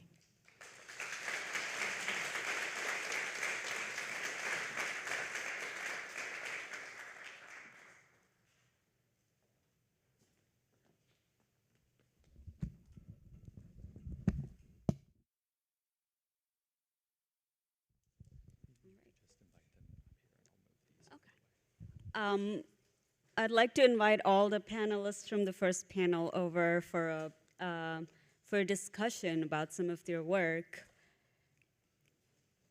And as we're setting up, we'll also kind of open up for questions. But one of the common themes that I found in all of your presentations, which were excellent and like a pure joy to witness, was this fluid agency and ideas of collaboration between the entities that you're dealing with. And while I have these questions set up for all of you individually, I would also love to hear what your thoughts on each other's work might be. And I want to start with you, Ewan, because you're really interested in AI's impact on authorship. Especially, I love the title of one of your courses, The Death of the Author. And you also mentioned the technique that you guys typically follow in your courses in using input images as a way of controlling the outputs, right? So where does this idea of agency lie, especially in the design process, and where we are injecting generative AI technologies within it, right? Like what happens when we use image generations for like early design, early ideas, versus kind of algorithmic processes for like project documentations within architecture. Does it fundamentally change the way we're designing, or is it more of a way of integrating into an already established design process? Yeah, I guess that's the big question, right? I'm not sure I have an answer. I think, although I'll say a couple things. One is I've abandoned that topic, not topic, but title, Death of the Author. I mean, that became a trope that has, in the last year, made the rounds, and I think in a way conceals, it's a roundabout way to answer your question, I think it conceals a new humanism, basically. Like, I mean, humanism in the broad sense, not classical antiquity, but belief in the innate capabilities of human authorship. And I think there's a paradox, because the use of these tools has obviously, at first it seemed like, oh, it's the death of the author, but I mean, which is a whole other topic that has doesn't really mean that, right? But the modes in which people are using them, I think, reassert humanist agency, meaning, like I can give you an example from, let's say, a historiographic point of view. Like as a historian, I don't want to pull on people in that can't defend themselves, but I think that there has been an interest in my work, I know Matthew's work of a lot of people in the last, let's say, 20 years, where the dominant paradigm was not authorship, right? It was distributed agency, collaboration, bureaucracy, technology, a series of placeholders for what we used to call authorship. I think that's changing, and I don't know, that I think that's something that maybe is to be determined. But I think so. Actually, I now think the opposite is happening. That there's a reassertion of the individual author. That the modes and kind of language and means of interaction with these tools are actually putting humanist notion of authorship back on the table. For better or for worse, I don't know. That's We'll see. I think that's almost this kind of the growth in our approaches towards AI and agency, I think brings me to the way Karel works, especially as you were also mentioning, Ewan, in the way, Karel, you're training your data sets, right? So in a lot of ways, like having control over the diversity of the data set, that we are looking at the specificity of the categories and the object of the data set. So I'm curious to know how we read these, right? Like, how does the not knowing and the not remembering or the uncanny of the results itself is evaluated through this sense of almost like a glitchy creative leap on our end, so that it stops being a dismissive idea of pixels on a screen, but starts to engage with the essential perception that you're so interested in? Well, I'm actually not sure how to answer that question either in a kind of precise way. In some sense,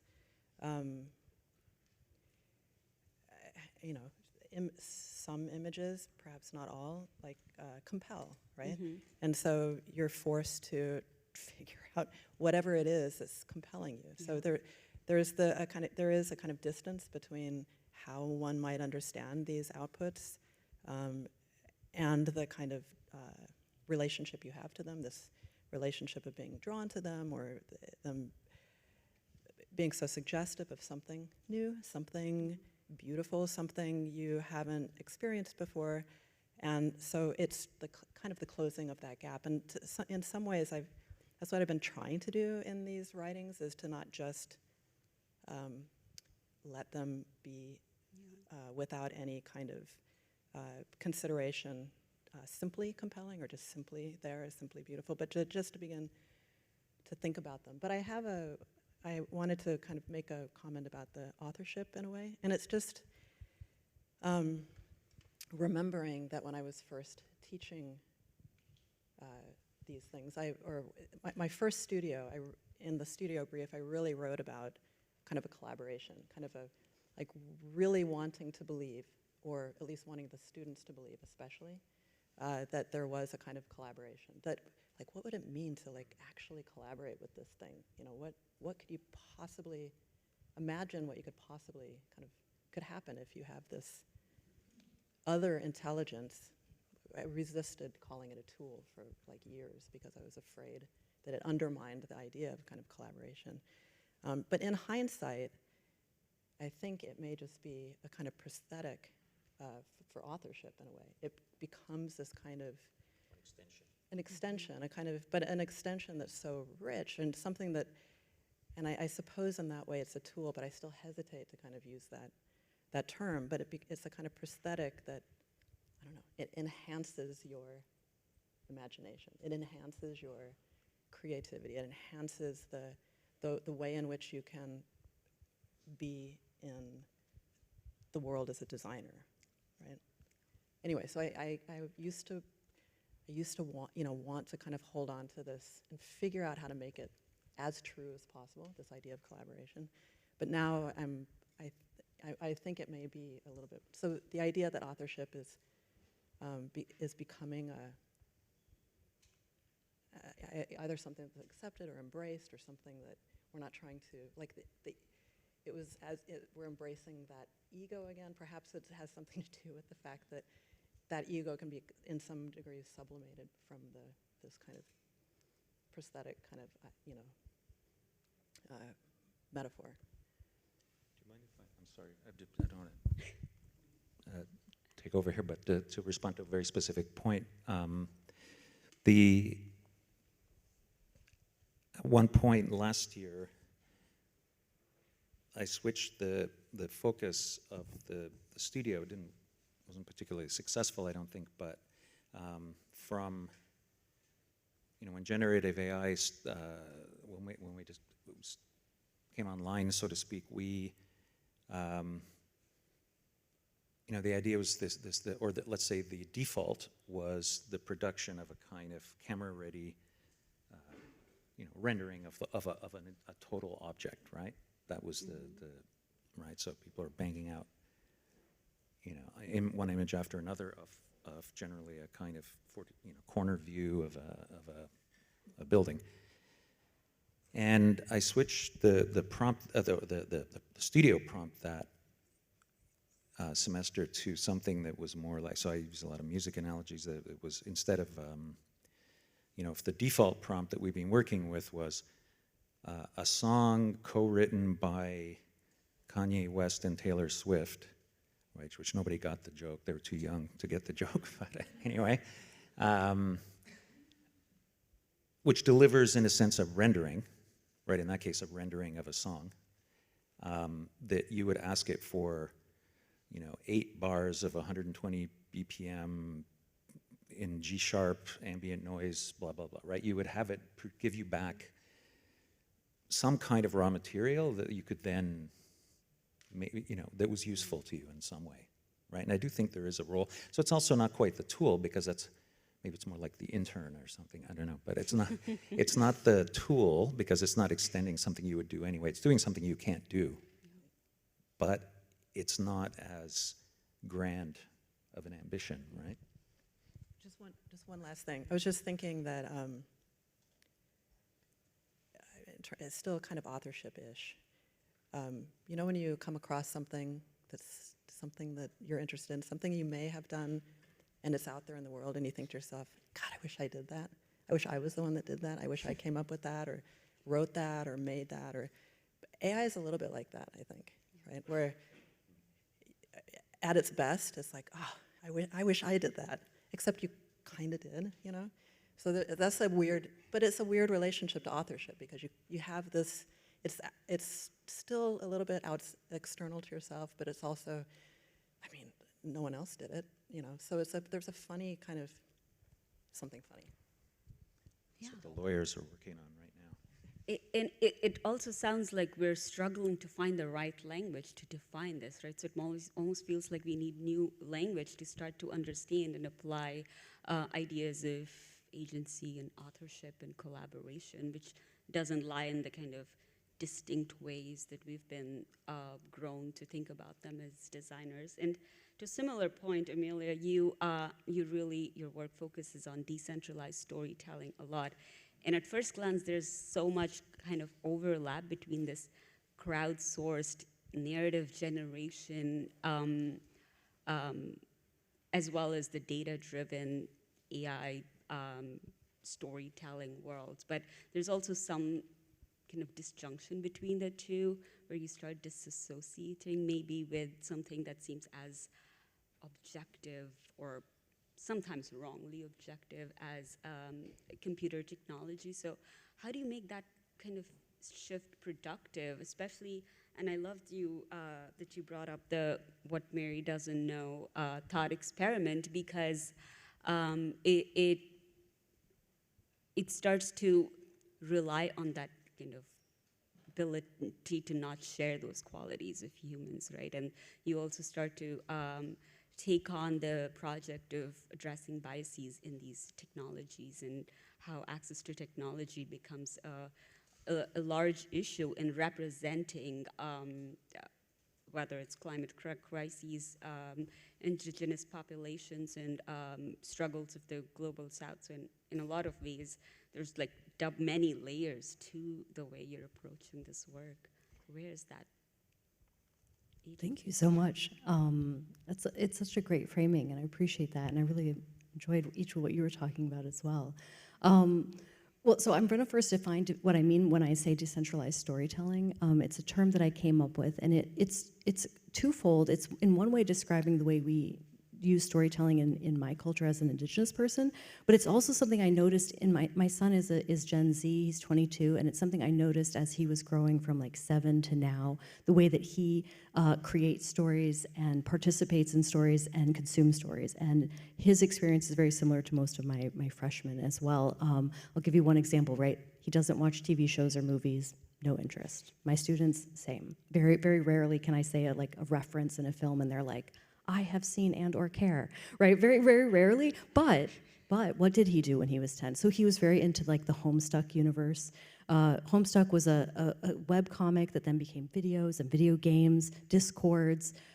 Fanfic was an enormous part of it. So not just fanfic, but the fan chats in the Discord, the nested comments that were in message boards, all of that is Homestuck. All of that becomes the lore of Homestuck. That becomes the multiverse of Homestuck. There are many different riffs or ships or ways in which that entire decentralized storytelling is what that universe is. It's world building, it's communities, it happens over a long period of time. That's very much like when I was talking earlier about our creation story, and I said I didn't get to hear it in one day or even 2 or 3. Even in the third day, she's like, well, that's all the time we have. And it was like not done, like the story hadn't gotten up to like the end. I don't know all of the details of all of her ends. And every storyteller tells the stories differently and is required to. Like in my culture, if I was given, which I'm not a storyteller officially in my tribe, my mother is. And so when she was given a story by an elder, she has this kind of like 3-pronged process. She has to be like a politician, people have to like her. She has to be very trustworthy and an upstanding member of the community. She has to be a performer, someone that can deliver the joy and experience of this story. She also has to be a writer, and she also has to be somewhat of like a sociologist, because she has to make sure that the story that was given to her, she cannot tell it the same way that it was given to her. She has to change the details to make them relevant for the generation that she is a part of, but also the people she's speaking to, which is going to be multi-generational. We have this framework of the 7 generations. Anything I'm doing now is a result of the 7 generations before me. Anything I do will have a result on this next 7 generations. So it's always this intergenerational conversation. I'm just like this medium through and to. So I don't know, as if I was a storyteller, who the person is in the audience who's going to bring that story forward. Maybe they're 5. So I kind of have to distill this information into something that someone who's 5 may understand, someone who's 50 may have a newer, nuanced understanding of it. It's also why I try to keep my writing in that same way. It's something that is intergenerationally understood. So that's what I think of as decentralized storytelling. And we're seeing it emerge from these communities where there is a framework or a framing artist that invites people to this conversation, but the conversation itself is the storytelling. And so when you add AI to that, or how my students add AI to that, sometimes it's like creating, their own GPT, how you can model your own GPT on your own training data, that this is the world that we've generated. We work a lot with climate data, so they may be working with, climate data information. There may be an NPC that you can talk to within their either immersive theater or video games or VR or other types of ways of interactive storytelling. So you may have ways that you can query this information in creative ways, but it just becomes one member of that decentralized storytelling methodology rather than author or separation. It's just like another community member, and like all of us community members, we're all participating in the various talents and ways in which we are informed and the ways in which we want to make a positive difference in the world. I think it's also interesting that all of you primarily engage with your research through your teaching practices and your classes. And I'm interested, before we open up to the audience questions, in how our creative pedagogy begins to evolve in the way we teach and learn with AI, and starting to engage with it in a much more critical way rather than being able to identify tropes firstly, and starting to engage it as a very kind of critical way of designing and evolving projects. I'll start just because I have the microphone. I'll pass it down. I'm just going to say an anecdote from, this happened a week ago. In my graduate capstone class, one of the students was, we were talking about generative AI, and we were talking about that it's so much more fun to generate images than it is to look at other people's images that they make. It's like true. And it's so much more fun to be like, write me a novel based on my favorite X, Y, and Z, and then read a couple of sentences, and then my student's like, I'm never going to read. all of the pages of this. And if someone else gives this to me and say, look what I had ChatGPT write, like I'm never gonna read it. I'm gonna be like, oh yeah, I'll check that out. But it's like less fun. And then she said, actually, there's more books that have ever been written that I can read in my lifetime, more poems that have ever been written that I could ever like translate or understand, more works of art than I can ever see in person. Like in my lifetime, I cannot consume what has been behind me. And yet I'm so compelled to make art, right? Like why do I have to add anything to this conversation when like there's already too much for me to even, I can't listen to all the albums that have ever been recorded. So why do I have this compulsion, right? And I'm like, well, like as if I have the answer? Like, no, I do not have the definitive answer, but I said, you know, the oldest cave paintings that we know that human beings made are like, obviously experts argue if it's 45,000 years old or 65,000 years old. And if at any point in time technology could take away this burden for us of making art or making music, we would have maybe at the camera been like, that's it, calling it a day. Or, you know, possibly creating art is part of the human experience and how we communicate our values, our culture. If we ever didn't need it to survive, we would have left it at some point in time. So your feeling of being compelled is something that is incredibly human. And maybe that's why that's more exciting to you than reading what someone else has generated. Maybe you'd rather talk to that person. Maybe it's more about a conversation. Anyways, my anecdote for my class last week. I would answer it partly from just by saying that, and I'll expand on it, what the university I was at before was not a research university. That's simple explanation. That's the simple explanation. But it does raise an issue, which is that I think there is a considerable shift now between, let's say, the early 90s, like in architecture, you might say the early 90s was when a major, an important discourse in computation started within the discipline. And that relied on expensive tools. And you had to be in an R1 university or be funded or have some access to resources. I spoke to Casey Rios about this recently and asked him, like, this was when he was starting to do GAN, working with GANs. It's like, well, how do you reconcile the kind of DIY ethos of processing, which they were, you know, very committed to, with the fact that now to do this work, you more or less have to make friends with NVIDIA.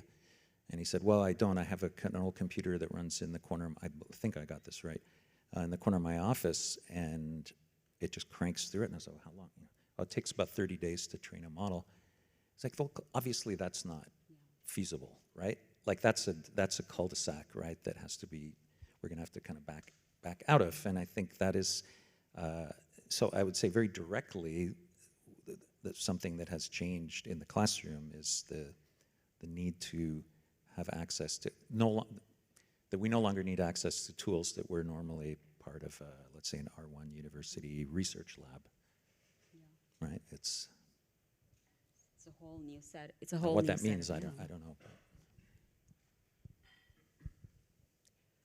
Yeah, this is the time that I've had to try and figure out how to answer the question. I don't know if I quite am prepared yet, but I don't know, I'm just thinking about the difference between the classes that I teach that are AI specific, the ones that are where it's built into the pedagogy, it's built in as a kind of question, like this is the thing that we're going to try and figure out what to do with this new tool, or we're going to try and figure out how to use this new tool productively in a way, in a, you know, let's say it's in an architecture studio where there is a kind of culture and history and expectation for certain kinds of things to come out of it. So what does it mean when you kind of contaminate that process with these tools? So there's that kind of research. There's also, I'm teaching thesis undergrad thesis at SCI-Arc, and I don't know, everyone is at some point like uses a variety of AI tools here and there, like without being prompted, without being asked to. They're just somehow part of their toolbox, which is interesting. It has something to do with the ease now that all these things are available. They can just quickly ask a question they might have in their head. They can just kind of quickly ask the question of the AI and get a kind of an answer that feels like a kind of intuition in a sense. And then there are kind of perhaps seminars that are kind of close to what I think. Like I would love for these AI tools, on the one hand, it's like amazing that they're easy and that they're easily part of the toolbox, but I would love for them to be thought of a little bit more in a more unexpected way, or that they are strange and they have capacities that we potentially haven't been able to tap into yet, and to try and kind of, I don't know, to ask bigger questions of them, or focus on the kind of strangeness, or figure out how, I don't know, how other kind of paradigms might change as a result of them. So there's this kind of range, and there's kind of upsides and downsides to the range, I suppose, but the last isn't really answering your question. It's more a kind of a hope, or the kind of like a way in which I would want to have myself, but also the students ask the questions too. That's a little bit different, perhaps. No, I think that's great, because it also opens up a lot more questions about how we teach, because we have to like really broaden the skill set of designers, right? Like going into comfort levels with technology. Or figure out new questions to ask, or figure out how to teach students to ask new questions. Mm-hmm. Right. In the interest of time, I also want to open to the audience to ask our amazing panelists questions.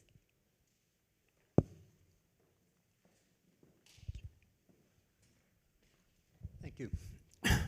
Black and white made me think, to what extent does AI address or even incorporate all the light that we cannot see? Our senses are limited. Each one of our senses is limited to a certain range. Okay, to what extent are those ranges beyond our own human senses and beyond our without even talking about imagination? All right, that's the question. To what extent, please? Well, I have the microphone. I don't have an answer, but I think it's a beautiful question. And to some degree, I think that's the kind of question that gets me really excited and wants to start thinking and writing about those things. I don't know if it really, I mean, I suppose it's the thinking about those things that starts to get you to consider the ways in which you're using these things, don't want to call them tools still, so that they might be able to, so you might be able to kind of make visible, not literally visible, but make one aware of those, you know, whether it is those, is whatever it is that I'm looking at or encountering visually or not, different in the way that it is somehow picking up on what you're talking about, picking up on some extra sensory kind of stuff, data, something. Truth, yeah, truth. That's a whole nother panel, I think. I mean, the at a very straightforward level, that the example I showed of the data poisoning, I have to say I read the article, I read the paper, very difficult to understand, but it alleges that it can represent visual artifacts that are undetectable to, it's not a watermark, in other words, it's undetectable to humans, but that the algorithm can find, it gets confused by it. Now, what that would need, I don't know if there are any computer scientists here that can help explain how that works, but the paper's there, so you can read it and let us know how it works. That's my primary interest, is not, I wouldn't call it data poison, but finding the other ways in which mistraining brings, like, makes these kinds of discoveries, whether they're extrasensory truths or some other kind of beautiful kind of label that we might give them. I mean, it should just, on the way, once you get into a 4-dimensional vector, it's game over anyway, right? Like, these are high-dimensional spaces, things that, right from the beginning, it's the question of perception, like whether what's perceivable, what isn't, is kind of check it at the door. But. So I love to use AI to imagine the ways that other non-human species see. Turtles see in ultraviolet, so do butterflies, many other bugs. And the world looks very different from their view. And of course, we're just approximating it from my human eyes. Like, maybe this is kind of how ultraviolet, they see these certain features that are extracted from other bugs, or they see maybe this way, and we're really approximating it because my eyes can't see ultraviolet and I can't see infrared. So in a lot of ways, it's approximations, and I love having my students do that. It helps us understand non-human species, that our planet is made up of a lot of ways of seeing and experiencing the world. One of the foundational ideas in the computer science, but also interdisciplinary field around simulation theory, is about how unique it is that we see and experience with this hardware that I have. It's so different than many other beings on this planet that it almost could be purported that I do not see the real world as it is. I see a human world. Our notion of time is experienced very specifically human, and we make sense of a world that doesn't, with all of our quantum studies, we're realizing the world isn't exactly experienced the way a human experiences by all things and all particles and everything that exists in the universe. So the way that humans experience it's so unique, it might as well be simulatory in that sense. Obviously I don't completely subscribe to this, but it's fascinating to me to remind ourselves that we are humans having a human experience, and so many other beings and atoms, rocks, plants, animals are experiencing something so different that if they put on our hardware, they'd be like, whoa. That's really weird, right? So I love to use AI to kind of break out of my human-centric way of thinking, and I think that's helpful if we want to heal the planet, if we want to make decisions that are interspecies. It's important to maybe find ways to translate between those, and I think AI can be an interesting tool in that. So those are just a couple of areas I think that we're using this other ways of seeing with AI, both in simulation theory, but also in interspecies concepts. Are there other questions? I know we're a little over time, but good? Yeah, one more question. Since you're all working within communities of people that work and are learning how to operate these like AI prosthetics and tools, have you noticed any shifts in the way that they are thinking or speculating about their projects? I'm thinking specifically about the way that like Google shifted the way that we research, right? And I'm curious if that has affected, even from an outside perspective, the way that they operate their cognition around like their works. I don't know if that makes any sense. I do an enormous amount of polling in my classes. Like I have this mentee meter that I do, and I'm constantly asking them questions, getting feedback if they're raising hands, or I'm constantly like wanting to learn about who's learning from me. And I teach a very large class, and so it's important for me to get a lot of this like real-time feedback. And so the other day, I asked them how they started doing an artistic research project that we have in freshmen, and a lot of them were explaining to me how they started, and they used a lot of different generators to start. And I said, okay, how many people in this room have ever used an Adobe product? And 0 hands went up. And I said, okay, does anyone know what Adobe is? 0 hands went up. I said, does anyone know what Photoshop, has heard of Photoshop? A couple hands went up. Have you ever used it? Hands went down. Is there any type of software that you've ever used to make an image? And one person raises their hand and says, does Canva count? And I was like, yeah, Canva counts. That's like a browser-based image manipulation. Did you use that at all in this project? No. They're using code, and they're either using code in a game engine, or they're just using code in C++, or they're using the API of different OpenAI products or other products, Bing, something from Google, right? So I also have changed the time periods in which I ask them when they learned how to code or do creative coding. I show them some P5.js sketches. When did you learn how to do this? Because I can see their eyes are glazing over. I don't want to learn this. I already know this. I already know this. And I'm like, when did you learn this? And the time periods have shifted too. Now my students are saying 3rd grade, 4th grade, they learned how to do that. So we're now at a different spot where they started thinking visually, computationally at the same time. I don't have to say, I know how you think visually with Photoshop. This is how we do that in AI. That's kind of irrelevant for my students now. It's like they start with AI, and then I can show them other tools that they can use, and I start really analog. Like here, I pass out pens and paper, right? Like I'm like, try something new. I'm not kidding. I'm not kidding. So, and my students are about 80% engineers, but the other is like question mark, designers, artists, journalists, biomed, other types of engineering that is not computer engineering, right? So they're a very diverse group of people, and yet none of those hands went up for those design software, which I thought was really fascinating. So again, another anecdote, but I hope that answers in some way your question. Yeah, it's a great question. I was almost going to pass it down to Stoll, but I think it's I would say the biggest difference, so one of the hardest things is, as everybody knows, is that in a design project to go from 0 to 10% is, by definition, infinitely harder than to go from 10 to 90 or 50. In other words, it is extremely helpful to get something on the table as soon as possible, I think. And